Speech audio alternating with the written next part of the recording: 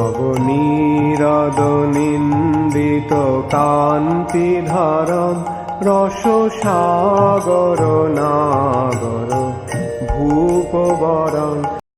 श्रीमद् भागवतम स्कंद 3 अध्याय 2। आज श्लोक हम लोग करेंगे 15 से 19 तक। ओम नमो भगवते वासुदेवाय। ओम नमो भगवते वासुदेवाय। ओम नमो भगवते वासुदेवाय।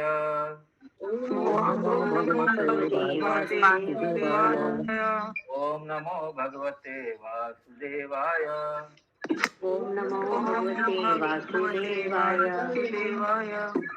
नारायणं नमस्कृत्यं नरं चैव नरोत्तमं देवीं सरस्वतीं व्यासं ततो जयमुदीरयेत्।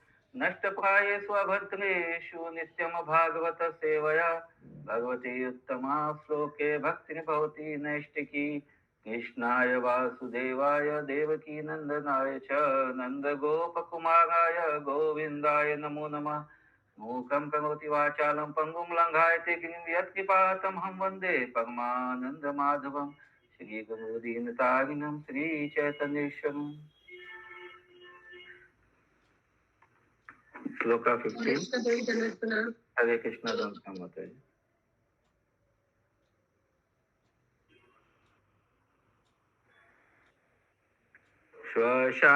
स्वशान्तरूपेषु इतरे स्वरूपे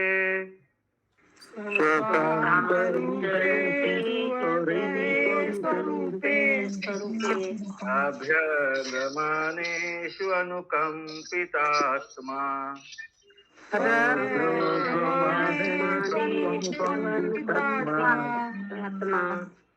परावरेषु महतं संयुक्तो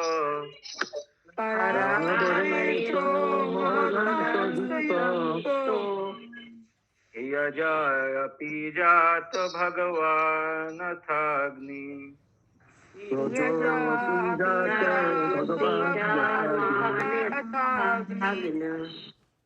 अरे पिंकी माता जी पढ़ेंगे। हरे कृष्णा। प्रभु जी, आध्यात्मिक तथा भौतिक सृष्टियों के सर्वदयालु नियंता भगवान अजन्मा है, किंतु जब उनके शांत भक्तों तथा भौतिक गुणों वाले व्यक्तियों के बीच संघर्ष होता है तो वे महत तत्व के साथ ही उसी तरह जन्म लेते हैं जिस तरह अग्नि उत्पन्न होती है।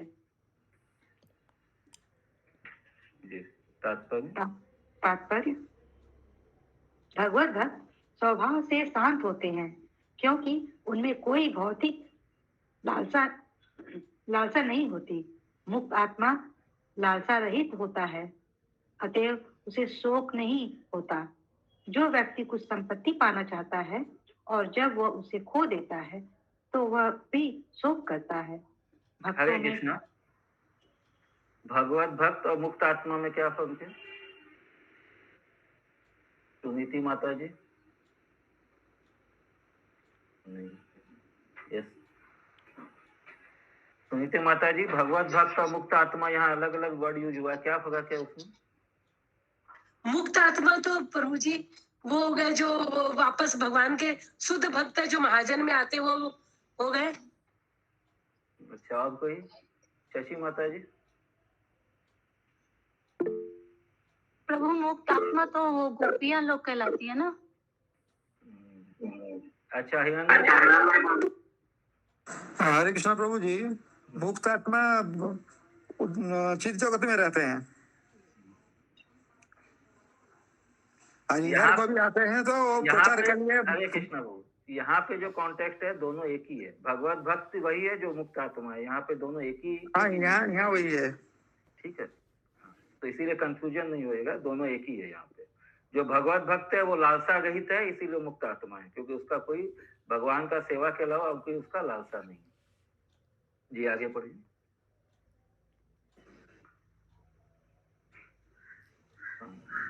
भक्तों में भौतिक हरे कृष्ण। भक्तों में भौतिक संपत्ति के लिए अथवा आध्यात्मिक मोक्ष के लिए कोई लालसा नहीं होती।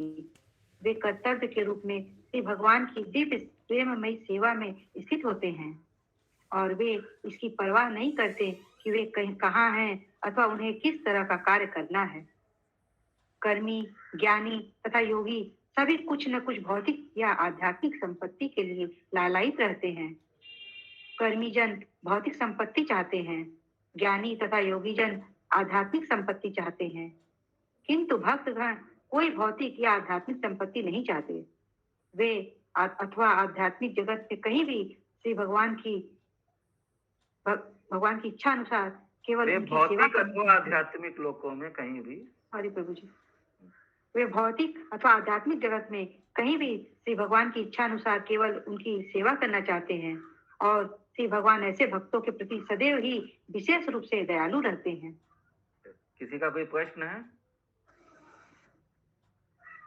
आगे बढ़िए। कर्मियों, ज्ञानियों तथा योगियों की प्रकृति के गुणों में विशेष प्रवृत्तियां होती हैं, अतः वे इतर या अभक्त कहलाते हैं। वे इतर जन जिनमें योगी भी सम्मिलित हैं कभी कभी भगवत भक्तों को सताते हैं। हरे कृष्ण प्रभु जी, ये इतर का क्या इतर मतलब भिन्न हो गए। एक्चुअली ये शुद्ध भक्त से भिन्न है। हालांकि कुछ मतलब वो मिश्रित भक्त है, कम मिश्रित भक्त है, ज्ञान मिश्रित भक्त है, योग मिश्रित भक्त है। इनके भक्ति का परसेंटेज कम है, भक्ति गौण है, और दूसरा जैसे कर्म, ज्ञान और योग ये प्रधान है। हरे कृष्ण प्रभु। हरे कृष्ण। বিশেষ মনোবৃত্তি থাকে বলেছে, কর্মী, জ্ঞানী ও যোগীদের জড়া প্রকৃতির গুণ অনুসারে বিশেষ মনোবৃত্তি থাকে। বিশেষ মনোবৃত্তি বলতে কি বুঝিয়েছে? মানে বিশেষ মনোবৃত্তি বলে যে কামি আছে ওদের কর্মটা প্রধান না, কর্মকে প্রধানতা দেয়, ভক্তিটা গৌণ হয়ে যায়, মানে ভক্তিটা ছোট হয়ে যায় ওদের। আচ্ছা, তো ওটা ভক্তিকে পুরো মানে 100% দেয় না। ওই রকম ঠিক যারা আছে। জ্ঞানী আর যোগী ওরা ওদের জ্ঞান বা যোগটাকে বেশি মুখ্যতা দেয়। আচ্ছা, ঠিক আছে প্রভু। হরে কৃষ্ণ। हरे कृष्ण। ये इतर जन जिनमें योगी भी सम्मिलित हैं कभी कभी भगवत भक्तों को सताते हैं।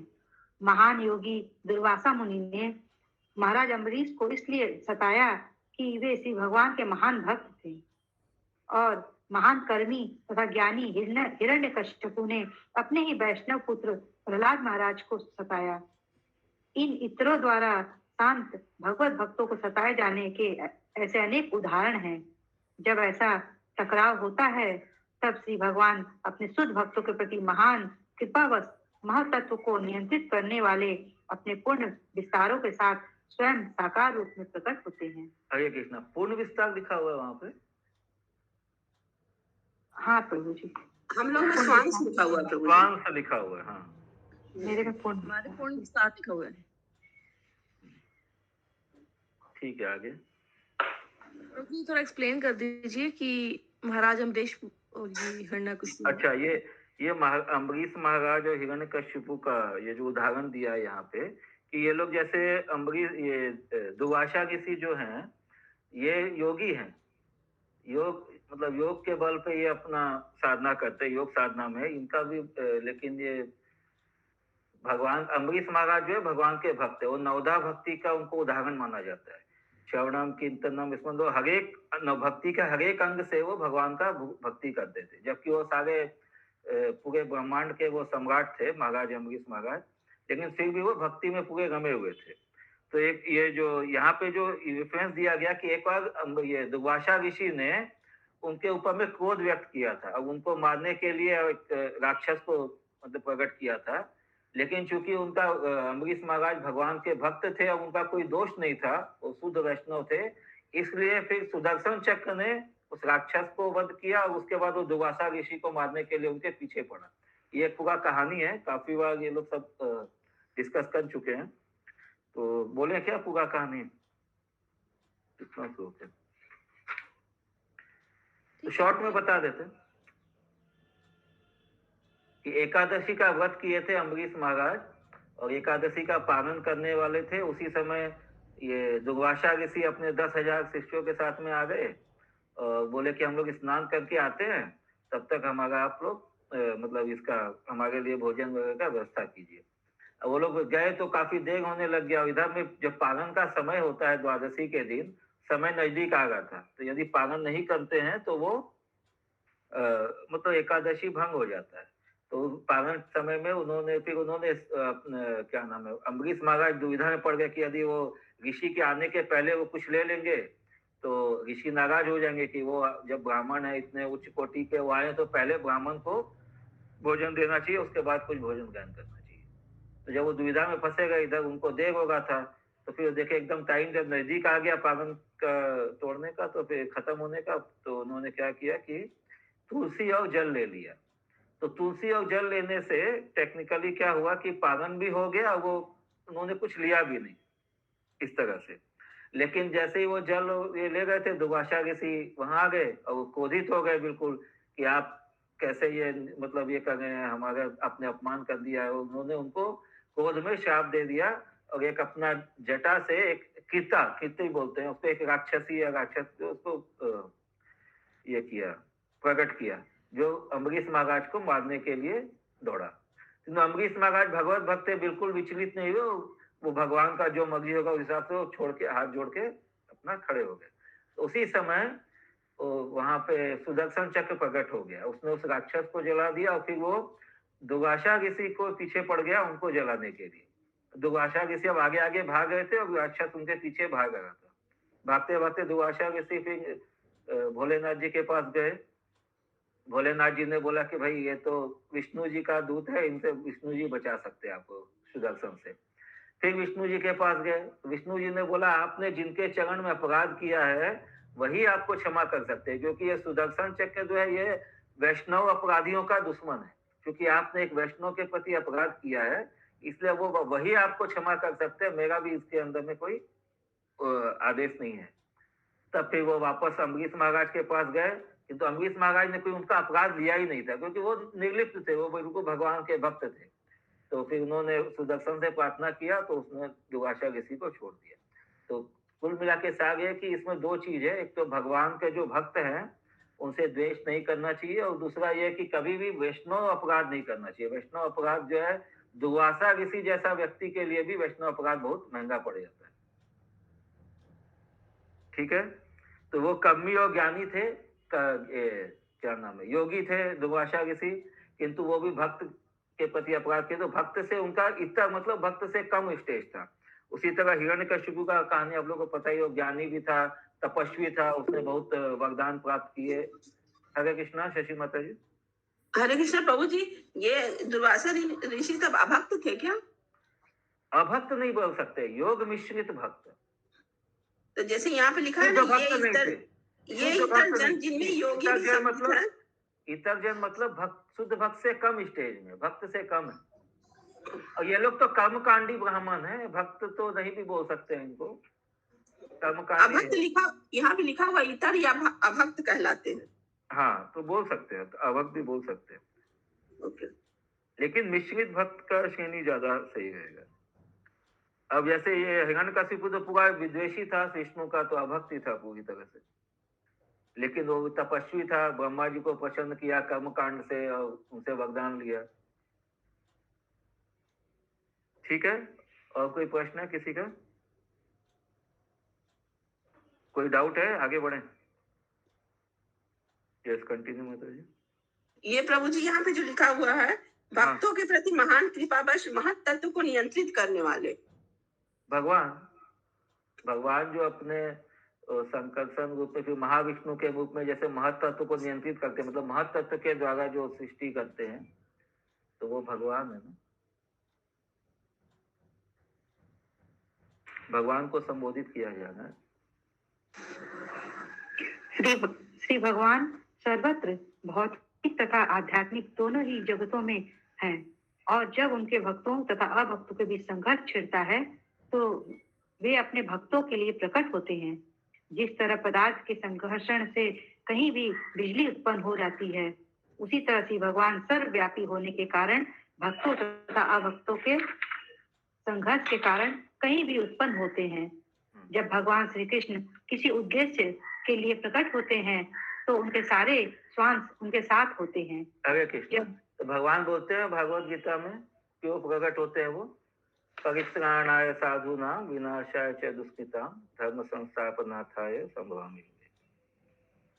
तो इसी तरह से जब भी भक्तों और अभक्तों के बीच जहां भी संघर्ष होता है वहां भगवान प्रकट हो जाते हैं भक्तों के बीच। जी आगे।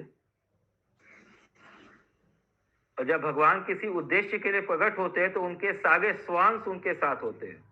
जैसे महाप्रभु का उद्देश्य था ये युग धर्म नाम कीर्तन का प्रचार करना और अपना राधा रानी के भाव में जो कृष्ण का जो प्रेम है उसका आस्वादन करना, तो वो अपने सब पार्षदों के साथ प्रकट हुए। जैसे आज ये आवाज माता जी का मूड कीजिए पिंकी माता जी। हाँ, जैसे आज ये अपना श्री अद्वैत आचार्य का ये है ना आज अवतरण दिवस है, तो अद्वैत आचार्य भी क्या है, वो भी विष्णु तत्व है। विष्णु और सदाशिव दोनों के ही अवतार अद्वैत आचार्य। तो यहाँ पे भी अपने चैतन्य महाप्रभु जब अवतरित होते हैं तो उनके साथ उनके सारे पार्षद भी आते हैं। जी आगे।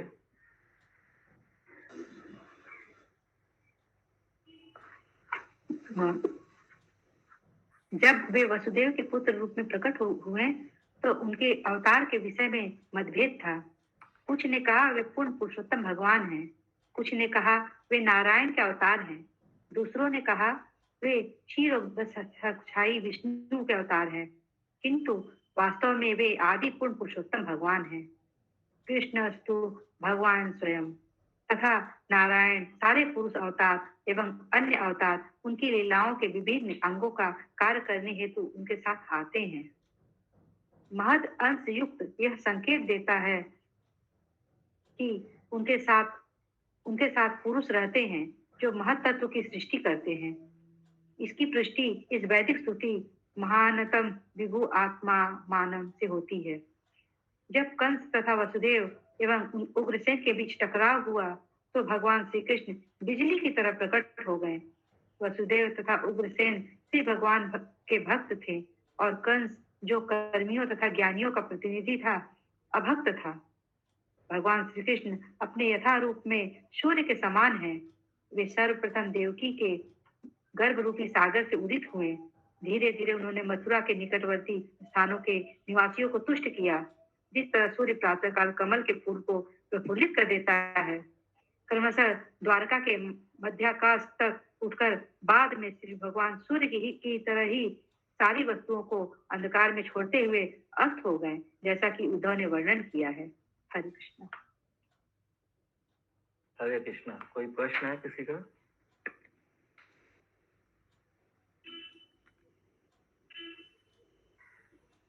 हरे कृष्णा।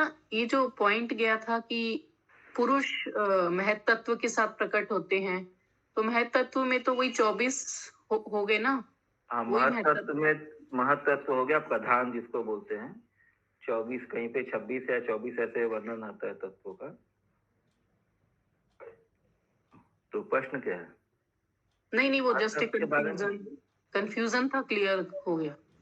प्रभु जी यहाँ लिखा महत आस्युन युक्त, यह संकेत देता उनके साथ पुरुष रहते हैं। तो पुरुष मतलब तीनों? पुरुष मतलब भगवान, पुरुष एक ही है। नहीं, पुरुष मतलब कि ये सारे पुरुष भी लिखा हुआ है। तो एक मिनट, महत अंश युक्त, महत तत्व अंश के साथ, तो महत अंश युक्त। ओके, यहाँ पे यह संकेत देता है कि युक्त मतलब उनके साथ पुरुष का। देखिए, पुरुष बोलने से पुरुष एक ही है भगवान। तो पुरुष मतलब प्रभु जी यहाँ पे क्षीरोदक्षाई विष्णु, वो भगवान की तत्व है।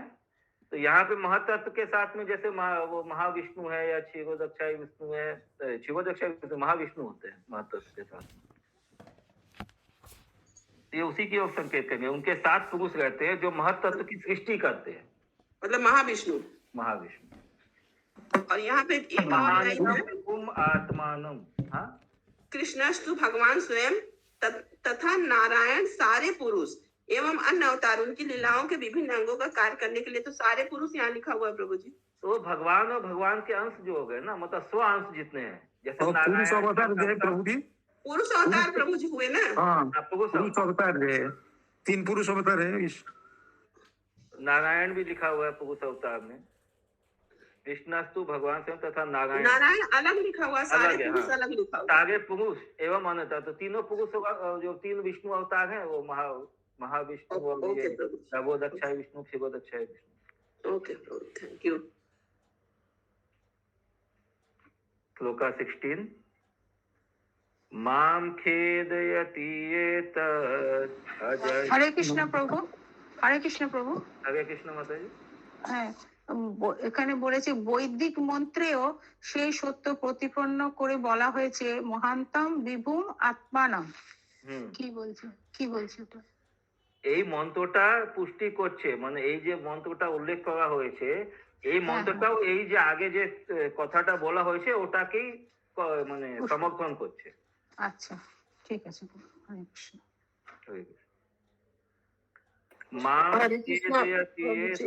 हरे कृष्ण माता जी। प्रभु जी, यहाँ पे ये वसुदेव एवं उग्रसेन कौन है? उग्रसेन तो उनके नाना थे शायद, और वसुदेव यहाँ जो वासुदेव उनके पिताजी भगवान के, देवकी वासुदेव। अच्छा, उग्रसेन नाना थे। इन दोनों के बीच में झगड़ा तो कैसे बिजली की तरह टकराव? उनके बीच, उनके नाना उग्रसेन के और कंस के बीच में हुआ, कंस और वासुदेव एवं उग्रसेन के बीच। अच्छा, इन तीनों के बीच। Okay okay okay. Kansa Vasudev और देवकी को बंदी बनाए थे, उग्रसेन को भी बंदी बनाए थे। ओके प्रभु जी। ठीक है, आगे बढ़े। यस प्रभु। बबीता माता जी म्यूट कीजिए। माम खेदयति एतत्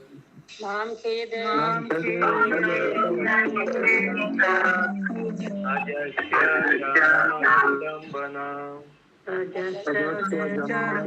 जन्मविडम्बना।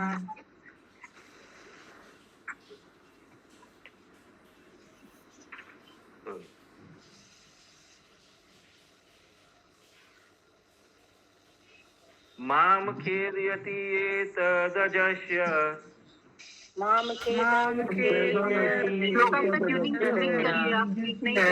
जन्म विडम्बनं यस्तु देवगेः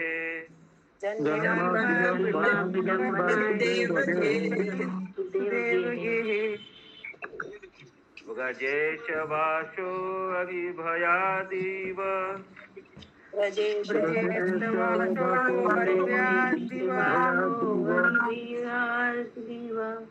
स्वयं पुरात् व्यववासितयन्तन्तविह्य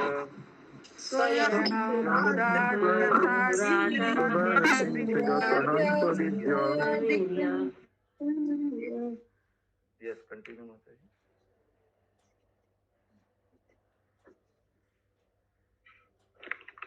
हरे कृष्णा। जब मैं भगवान श्री कृष्ण के बारे में सोचता हूँ कि वे अजन्मा होते हुए किस तरह वसुदेव के बंदी गृह में उत्पन्न हुए थे, किस तरह अपने पिता के संरक्षण से व्रत चले गए और वहां शत्रु के भय से प्रच्छन्न रहते रहे, तथा किस तरह असीम बलशाली होते हुए भी वे भयवश मथुरा से भाग गए, ये सारी भ्रमित करने वाली घटनाएं मुझे पीड़ा पहुंचाती हैं। हरे कृष्णा। ये कौन सोच रहा है? पिंकी माता जी।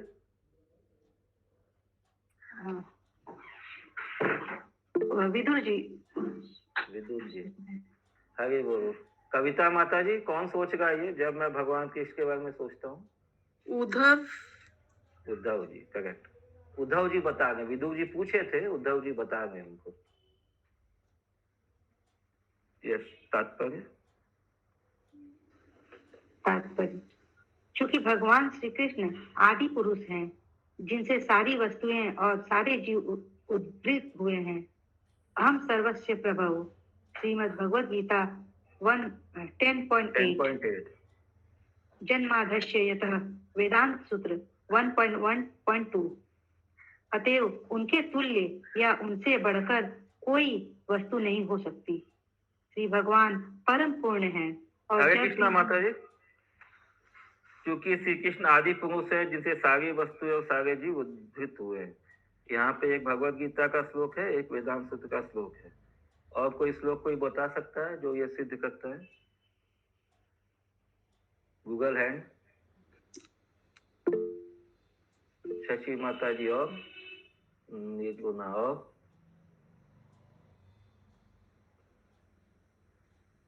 सुषमा साहब माता जी बोलिए। ईश्वर परम कृष्ण सच्चिदानंद विग्रह अनादिरादि गोविंद सर्व कारण कारणम। जी, ब्रह्म संहिता का श्लोक। आगे बोल। हाँ आगे पढ़िए माता जी।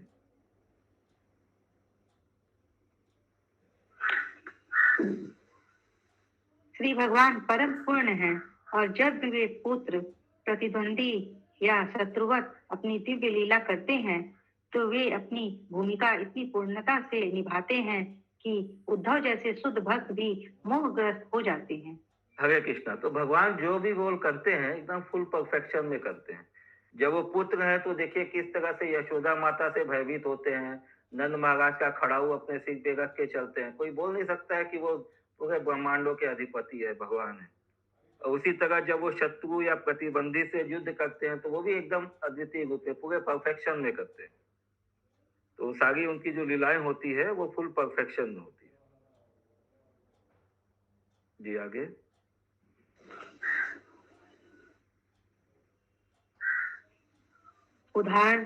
उद्धव यह भली भांति जानते थे कि भगवान श्री कृष्ण नित्य विद्यमान रहते हैं और वे सदा के लिए कभी न तो मर सकते हैं न विलुप्त हो सकते हैं। फिर भी वे भगवान श्री कृष्ण के लिए शोक कर रहे थे। ये सारी घटनाएं उनके परम यश को पूर्णता प्रदान करने हेतु मानो पूर्ण व्यवस्थाएं हैं। यह सब आनंद के निमित्त है। जब पिता अपने नन्हे बेटे के साथ खेलता है और वह जमीन पर लेट जाता है तब मानो बेटे द्वारा पराजित हो गया हो, तो यह केवल उस नन्हे बेटे को आनंद प्रदान करने हेतु है और कुछ नहीं। क्योंकि श्री भगवान सर्वशक्तिमान है, अतएव वे जन्म अजन्म, शक्ति तथा पराजय, भय तथा अभय जैसे विलोमों को सम्मंजित कर सकते हैं। एक शुद्ध भक्त भली भांति जानता है कि श्री भगवान के लिए विरोधाभासों को सम्मंजित करना कैसे संभव है, किंतु वह उन अभक्तों के लिए शोक करता है जो श्री भगवान के परम यशों को न जानते हैं, न जानते हुए यशों को न जानते हुए उन्हें इसलिए काल्पनिक सोचते हैं, क्योंकि शास्त्रों में ऊपरी तौर पर अनेक विरोधी कथन पाए जाते हैं, वस्तुतः कुछ भी विरोधाभासी नहीं है। जब हम श्री भगवान को भगवान के रूप में समझ लेते हैं और अपूर्णताओं से युक्त अपने समान उन्हें नहीं मानते तो सब कुछ समझ जाता है। हरे कृष्ण। हरे कृष्ण। कारो कोनो प्रश्न आछे? कोई प्रश्न है? हरे कृष्णा प्रभु जी। हाँ, आप जरा प्लीज ये श्लोका का ट्यूनिंग सही पढ़िएगा। भाई हम तो ऐसे ही पढ़ पाएंगे, राजकुमार कृष्णदास प्रभु जी तो नहीं है जो उनके जैसे पढ़ देंगे। नहीं, मेरा वो मतलब नहीं है। मतलब तो एक काम करिए, श्लोका आप पढ़िए, हम देखते हैं। अच्छा नहीं, शक्ति माता जी पढ़ लेंगे।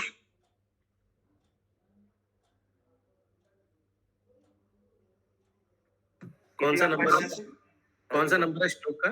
प्रभु जी दूसरा अभी हो गया, सॉरी 16 नंबर 3.2.16 जी।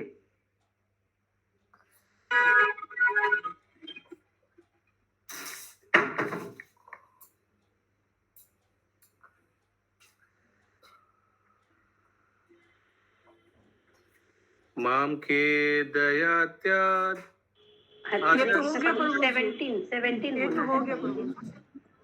हो गया तो वही तो प्रभु तो बोले ना कि ठीक से पढ़िए तो प्रभु जी पढ़ रहे। नहीं, कौन सा मैंने आप ये 17 प्रभु जी। दुनोति चेता स्मरतो ममेत्याद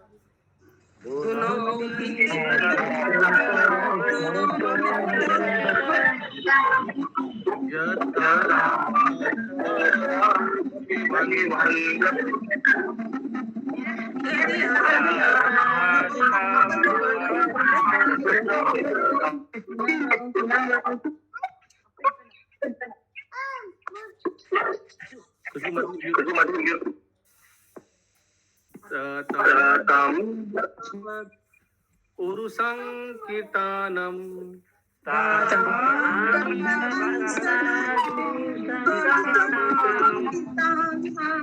रशीदतं नो अकृता निष्क्रि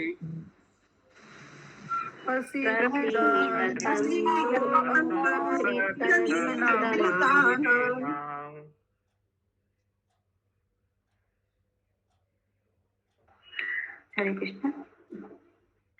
भगवान श्री कृष्ण ने अपने माता पिता से उनके चरणों की सेवा न कर पाने की अपनी अक्षमता के लिए क्षमा मांगी, क्योंकि कंस के विकट भय के कारण वे घर से दूर रहे।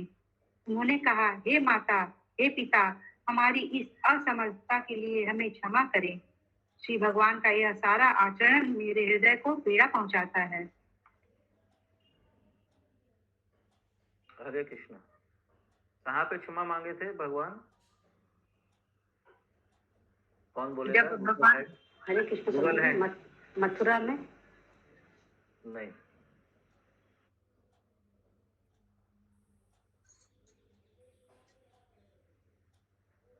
बोलिए निर्गुणा माता। हरे कृष्णा, वो जब कारागृह से छुड़ाने गए थे ना अपने माता पिता को, कारागृह से छुड़ा कर ले आए थे, उसके बाद क्षमा मांगे थे। अच्छा, कुरुक्षेत्र में जब वो सुमिगांड पे जब वापस मिले थे तब नहीं मांगे थे क्या? नहीं, कृष्णा बुक में तो यही था कि वो कारागृह से छुड़ाते हैं, फिर क्षमा मांगते हैं। जब कंसों को वध करने के बाद क्षमा मांगते हैं। कुरुक्षेत्र में भी वापस ये हुआ था सर, में भी। यहाँ पे कंस का वर्णन। हाँ, कंस के भाई के कारण वे दोनों से दूर रहते थे। हाँ, अनुवाद कंप्लीट हो गया माता जी?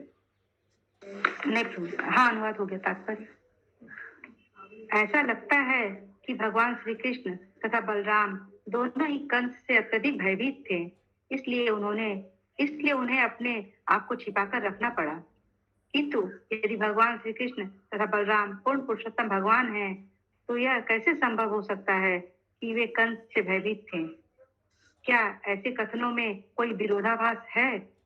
वसुदेव भगवान श्री कृष्ण के प्रति प्रगाढ़ प्रेम के कारण उन्हें संरक्षण प्रदान करना चाहते थे। उन्होंने कभी नहीं सोचा कि भगवान श्री कृष्ण परमेश्वर हैं और वे स्वयं अपनी रक्षा कर सकते हैं। उन्होंने भगवान श्री कृष्ण को अपना पुत्र समझा। क्योंकि वसुदेव श्री भगवान के महान भक्त थे, अतः वे ये सोचना नहीं चाहते थे कि कृष्ण उनके अन्य पुत्रों की तरह मार डाले जाए। नैतिक दृष्टि से वसुदेव श्री कृष्ण को कंस के हाथों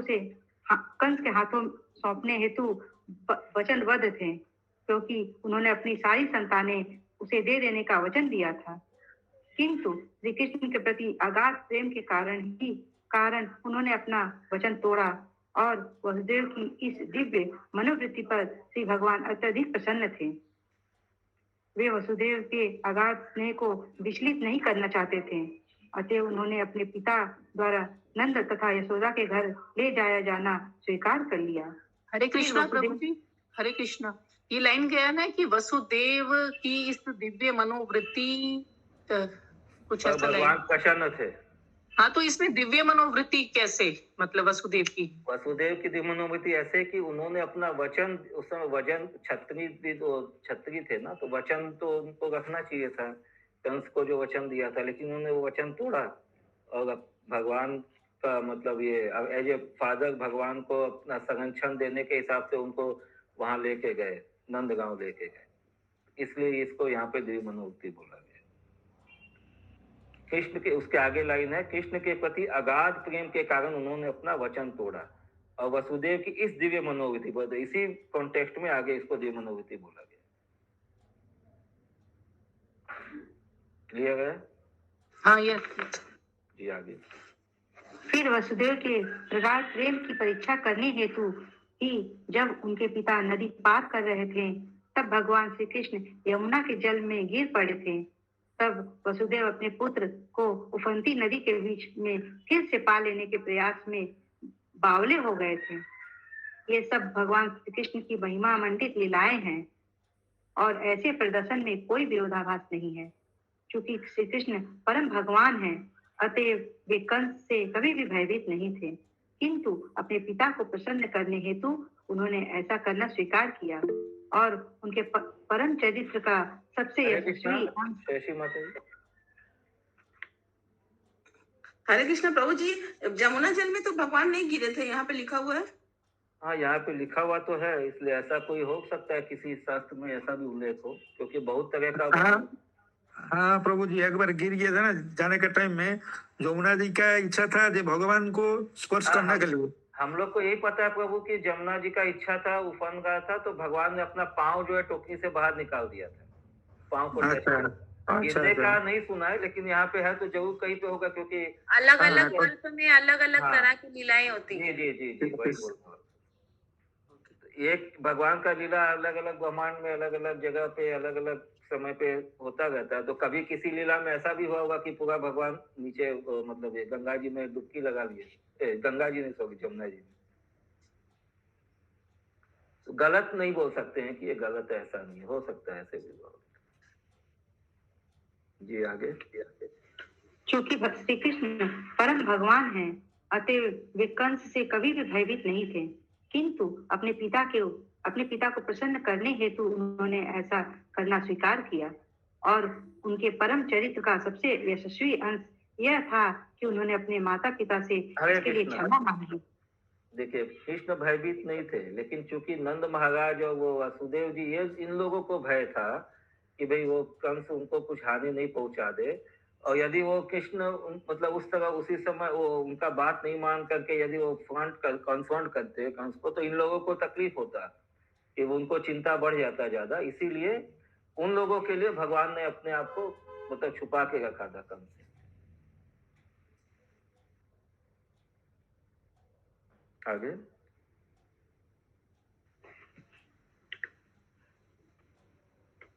उनका यशस्वी अंश यह था कि उन्होंने अपने माता पिता से इसके लिए क्षमा मांगी कि कंस के भय से घर से अनुपस्थित रहने के कारण वे उनके चरणों की सेवा नहीं कर सके। वे भगवान श्री कृष्ण जिनके चरण कमलों की पूजा ब्रह्मा तथा शिव जैसे देवताओं द्वारा की जाती है, वसुदेव के चरणों की पूजा करना चाहते थे। श्री भगवान द्वारा विश्व को दिया गया ऐसा उपदेश अत्यंत उपयुक्त है। चाहे कोई श्री भगवान ही क्यों ना हो, उसे अपने माता पिता की सेवा करनी ही चाहिए। पुत्र अनेक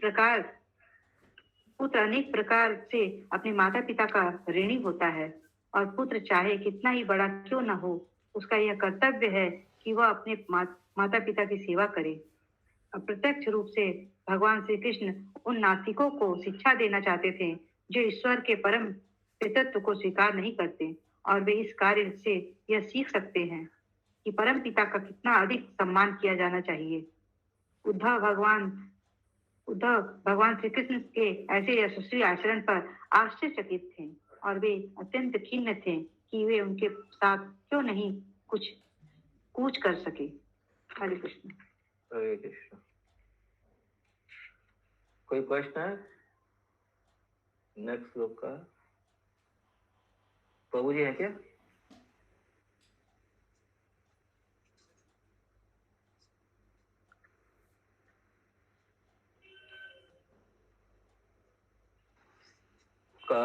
हरे कृष्ण प्रभु, हरे कृष्ण प्रभु, हरे कृष्ण प्रभु। हरे कृष्ण। একদম লাস্ট লাইনটা, ভগবানের এই মহিমান্বিত আচরণে উদ্ধব বিস্ময়ান্বিত হয়েছিলেন এবং তিনি অত্যন্ত ব্যথিত হয়েছিলেন যে তিনি তার সঙ্গে যেতে সক্ষম হননি। তার সঙ্গে কোথায় যেতে সক্ষম হননি? মানে ভগবান যখন মহাপ্রয়াণ করলেন, মানে অপ্রকট হলেন, তো উনি চাইতেন যে উনিও এই পৃথিবী লোকে আর না থেকে উনিও ভগবানের সঙ্গে যদি চলে যেতেন। আচ্ছা আচ্ছা, ঠিক আছে প্রভু। হরে কৃষ্ণ। হরে কৃষ্ণ। কাবায়মোষ্য অগ্নি সরোজরেণুং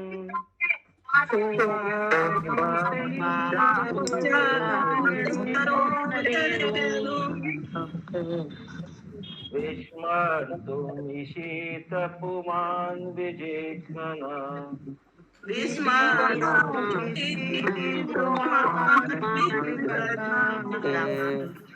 या विश्वगत भूवितपेन भूमे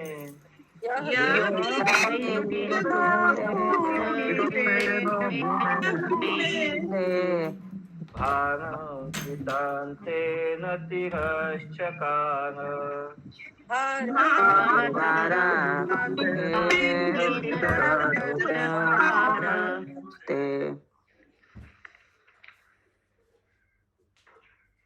सुषमा शाह माता जी पढ़ी। हरे कृष्ण प्रभु जी। भला ऐसा कौन होगा जो उनके चरण कमलों की धूल को एक बार भी सूंघ कर उसे कभी भुला सके। भगवान श्री कृष्ण ने अपने भौहों की पत्तियों को विस्तीर्ण करके उन लोगों पर मृत्यु जैसा प्रहार किया है जो पृथ्वी पर भार बने हुए थे। तात्पर्य, भगवान श्री कृष्ण मनुष्यों में से एक नहीं माने जा सकते। हरे कृष्ण प्रभु, हरे कृष्ण प्रभु, प्रभु অনুবাদটা একটুখানি ডিটেইলসে একটুখানি যদি বলেন অনুবাদটা। লেখা আছে মানে ভগবান মানে এমন কে লোক হবে যে ভগবানের চরণ কমলের সুগন্ধটা পেয়ে কোনোদিন আর ওকে বিস্মিত করতে পারে, মানে আর ভুলতে পারবে না, যে একবার ভগবানের চরণ কমলের সুগন্ধটা পেয়ে যাবে আর কখনো ওটাকে ভুলতে পারবে। প্রথম আর তারপরে বলছে যে কৃষ্ণ कृष्ण ने अपनी भावों की पत्तियों को इस्तेमाल करके और जागा कृष्ण विद्वेषी जागा दुष्कृतिदा ওদেরকে ভগবান শুধু মানে মানে আইব্রোসটাকে মানে ভ্রিকুটি যাকে বলে না, ভ্রিকুটিটাকে একটু টেড়া করলে ওদের মানে নাশ হয়ে যায়, ওইটাই বলা আছে। আচ্ছা ঠিক আছে প্রভু, হরে কৃষ্ণ। तात्पर्य, भगवान श्री कृष्ण मनुष्यों में से एक नहीं माने जा सकते, भले ही उन्होंने आज्ञाकारी पुत्र की भूमिका ही क्यों न निभाई हो। उनके कार्य इतने असामान्य थे कि केवल अपनी भौहों को उठाकर वे उन लोगों पर मारक प्रहार कर सके जो पृथ्वी पर भार भरे हुए थे। हरे कृष्ण। हरे कृष्ण।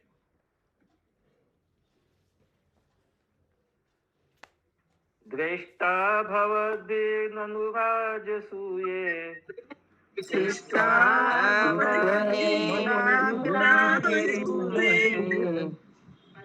चेदस्य कृष्णं द्विशतोऽपि सिद्धि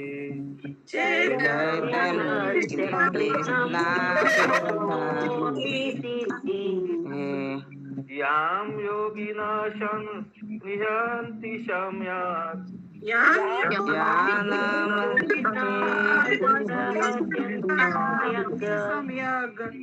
योगेन कस्त्वद्विरहं सहेत।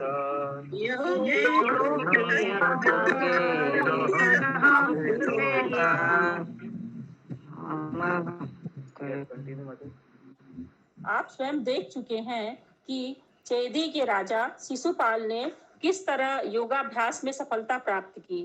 यद्यपि वह भगवान श्री कृष्ण से ईर्ष्या करता था, वास्तविक योगी भी अपने विविध अभ्यासों द्वारा ऐसी सफलता की सुरुचि पूर्वक कामना करते हैं। भला उनके विच्छोह को कौन सह सकता है। तात्पर्य, भगवान श्री कृष्ण की अहेतुकी कृपा का प्राकट्य महाराज युधिष्ठिर की विराट सभा में हुआ। वे अपने शत्रु चेदी के राजा पर भी कृपालु थे, जो सदैव श्री भगवान का ईर्ष्यालु प्रतिद्वंदी बनने का प्रयास करता रहा। चूंकि श्री भगवान का प्रामाणिक प्रतिद्वंदी बनना संभव नहीं है, अतः चेदी का राजा भगवान श्री कृष्ण का अत्यधिक द्रोही था। इस बात से वह अन्य असुरों तथा कंस तथा जरासंध की ही तरह था। शिशुपाल ने महाराजा युधिष्ठिर शिशुपाल ने महाराज युधिष्ठिर द्वारा संपन्न होने वाले राजसूय यज्ञ की खुली सभा में भगवान श्री कृष्ण का अपमान किया और अंत में वह भगवान श्री कृष्ण द्वारा मार डाला गया। किंतु उस सभा के हर व्यक्ति ने देखा कि चेदी के राजा के शरीर से प्रकाश की एक किरण निकली, जो भगवान श्री कृष्ण के शरीर में लीन हो गई। इसका अर्थ यह हुआ कि चेदी राज को श्री भगवान के साथ एकता की मुक्ति प्राप्त हुई, जिसकी तीव्र इच्छा ज्ञानियों तथा योगियों को रहती है और जिसके लिए वे अनेक प्रकार के दिव्य कार्य संपन्न करते हैं। यह तथ्य है कि जो लोग मानसिक चिंतन या योग शक्तियों के निजी प्रयासों द्वारा परम सत्य को समझने का प्रयास कर रहे हैं, उन्हें वही लक्ष्य प्राप्त होता है जो उन लोगों को प्राप्त होता है जिनका वध स्वयं श्री भगवान द्वारा किया जाता है। दोनों ही को श्री भगवान के दिव्य शरीर की ब्रह्म ज्योति की किरणों में तादात्म्य होने की मुक्ति प्राप्त होती है। श्री भगवान अपने शत्रु पर भी कृपालु थे और चेदी राज की सफलता उन सबों द्वारा देखी गई जो सभा में उपस्थित थे। विदुर भी वहां उपस्थित थे, इसलिए उद्धव ने इस घटना का स्मरण कराया। हरे कृष्णा। हरे कृष्णा। श्रीमद् भागवतम की जय। जय। पंकज